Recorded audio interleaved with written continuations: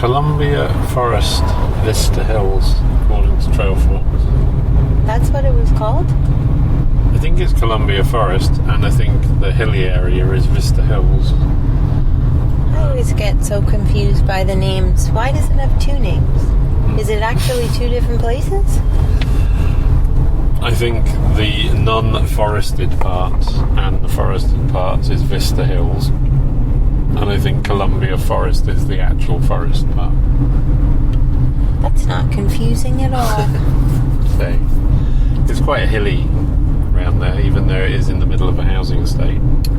Right. So what did you think of the place before we get into how you get there? Oh, whoa. Right into it, eh? A little bit. I had a great time. I thought it was a bit of a different ride in that the trails were quite wide. But my favorite part about this place was the downhills. They were some of the most fun downhills in a while for me, with just so many of them. And not crazy uphill to get to the top to ride down either. No, it didn't seem... I mean, it definitely felt like we were up and down some elevation, but nothing was brutal, up or down. Just quite jolly good fun. Yeah, there's a big chunk of green trails that enables you to get to the blue trails and the black trails.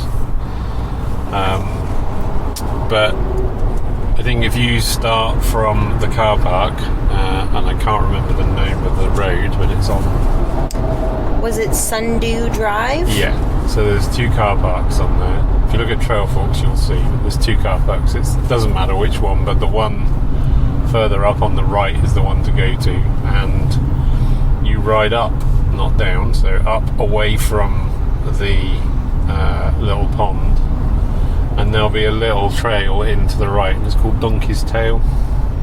That's a good name. It is, and if you get on that and turn left, that'll get you to some decent trails. We didn't see a donkey's tail, but we did see a deer's tail wagging around. We had a good view of the deer, actually. Yeah, not once, but twice. Do you think it was the same one? Yeah, I believe it was. I think it's springtime, and I think last year's maybe the males are on the loose looking for the ladies, perhaps. Ladies of the night. Or the day. Or he was just eating snacks, wasn't he? Yep. Quite happily just sat or stood eating snacks. So we're on a bit of a road trip today. We're still in the car, just as a side note. A bit different. We've been recording them at home, but just the way it unravelled this week. The one thing I would say is if you go on left on Donkey's Tail and you go up kind of as far as you can go, there is a blue trail which is called Route Ripper. You want to go from the top of the forest. No, you want to go from the part that starts in the forest and then head to the top of the forest. So you want to go south to north, not north to south, because we did it backwards and it was pretty unpleasant, to be honest. There was a lot of route sections where you really needed to carry some speed and we couldn't get any speed to carry, so yeah, just as a side note, I would say. So did you have anything else to add on the trails? It was fairly easy greens, but a good dose of them, interesting enough. Lots of blues that were quite interesting. You like the downhills. The blacks were fairly technical, and then we did see a jump line, which we didn't necessarily ride, right? No, and it was pretty intense too. Like, there was a significant number of gap jumps, wasn't there? Yeah, there was. And even a cool old, fairly rickety looking like wooden drop. Oh yeah, which was not nothing. I thought you were going to say an old rickety car, because there was one of those as well. No, there was a cool old car in there. But it didn't even have an engine, so that ain't that's not going anywhere. Nope. Nope, there was some good jumps. Did feel the mosquitoes had woken up though. Holy smokes, did they ever. Although, for the majority of the ride, they were all right. The only time I really got nailed was my chain came off down low in a bit of a swampier zone, and oh my goodness, I got bit like 10 times in 10 seconds. Yeah, they were definitely on it. It's that Whew. noise in your ear, you know. And No, then when but it stops, you know it's biting you. Higher up, they were next to none. So I would say just depended on if we were high or low. Yeah, that's true. But yeah, I thought this place was quite gorgeous. We were fortunate to ride it on a weekday midday, as opposed to a weekend. So I do wonder if it does get a bit busier, but it was so nice and peaceful while we were there.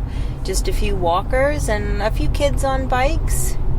Yeah, no litter, so that leads you to believe that it's probably pretty well looked after. Well, it was well maintained. Didn't we pass the lawnmower man who was so kind to stop and move out of the way for us? Yeah, we did. So no litter. All the walkers we met were very friendly. It is rideable to Hydrocut, so if you're one of the people that goes to Hydrocut and it's closed or you're doing a couple of days, you could easily just tag this on, I would say. Yeah, I was impressed. What about the edible side? Well, I was less than impressed on the edible side, I will say. But I'm trying to think. We were smelling some good smells, weren't we? Is it maybe just still the phlox that's out in full force? Yeah, I think so. But lots and lots and lots of raspberry bushes, from what I can tell. So on the mushroom front, we did find some Blackfoot polypores, which I will talk about a little bit. Unfortunately, they are not edible. They are too tough. But I'll share a little bit about them because I'm sure you will encounter them on your travels if you are a mushroom hunter like us. So they are a shelf fungi, and they like to grow on hardwood logs or stumps, or even sticks, actually, you could find them on. They usually are scattered or solitary saprobic mushrooms who feed on dead wood, though sometimes they will attack living trees and feed parasitically. They have medium to large size caps, I'd say, or you know what, I'll even say small, medium, or large sized caps, 2 to 10 centimeters, possibly smaller or bigger. And they come in a variety of colors, but all pretty I don't want to say blah, monotone, is that a better? Mute. That's a good word. Yeah. So like brownish, blackish, yellowish, grayish, reddish, and the stem has a blackish base, hence probably the name Blackfoot polypore.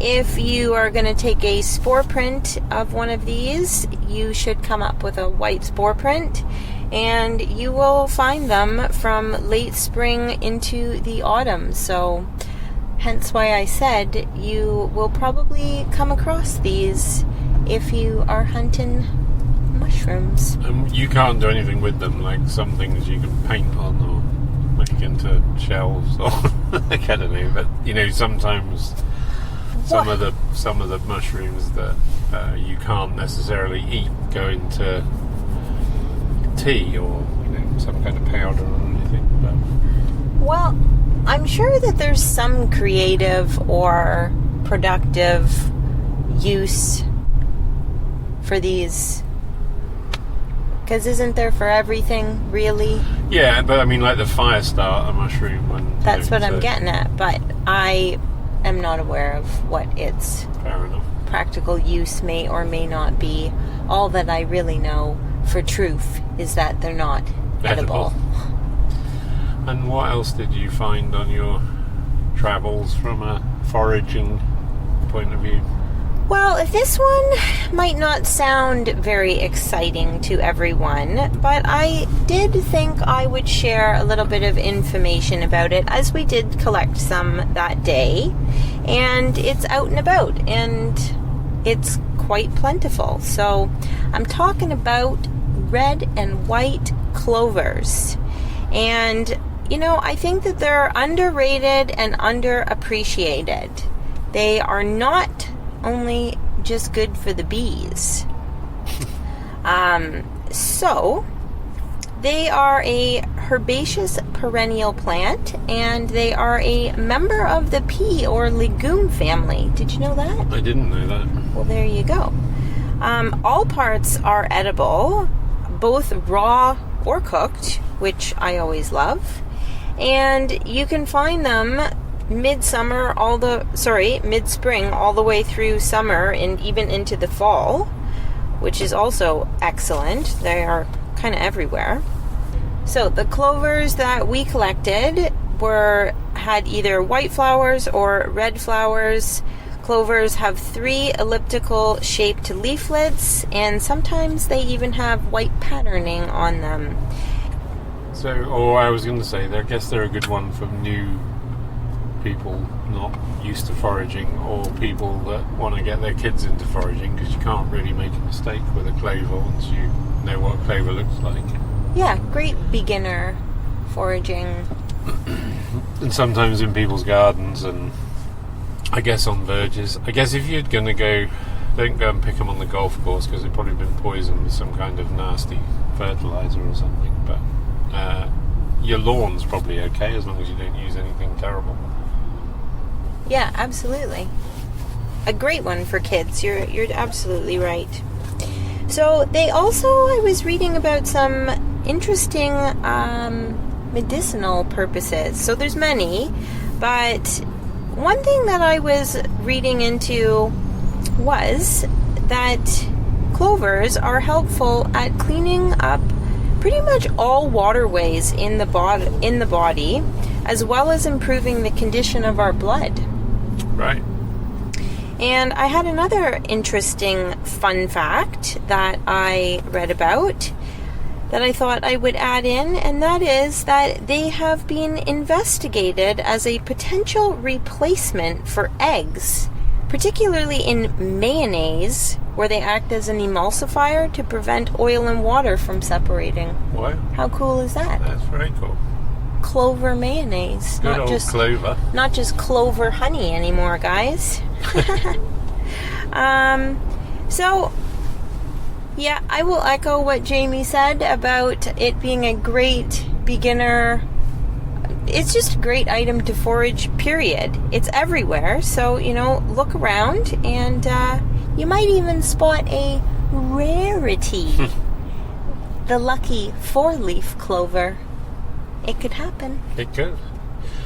So just kind of to finish up from me,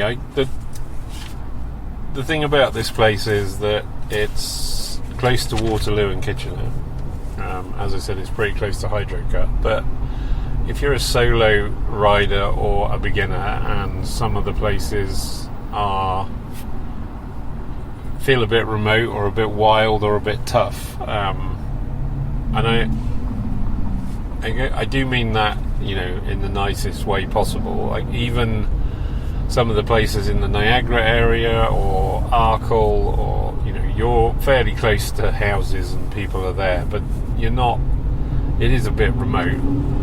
This place is actually surrounded by a housing estate almost on every side, and it doesn't feel like it. It feels nice when you're in there, but yeah, if you're a bit nervous or not sure of yourself, it's probably a good place to go, I think, as a beginner, as a good starter place. And the greens are interesting, and you can gradually build up as you go.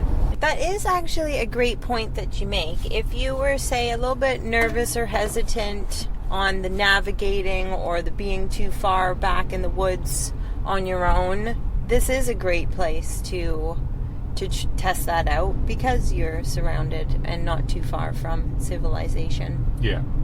And I must say, I quite enjoyed looking at some of the backyards that, was it the Green Trail? Yeah. Where the grass mountain was. Butted onto. There was some really beautiful backyard gardens, both small spaces and large spaces. And I mean, right now I'm pretty into our backyard garden, so the timing for me is a little bit on point. But it was just quite pleasant. Yeah, it was a good trip out. Lots to look at. I mean, always, but yeah. So just one thing left to say. Get lost.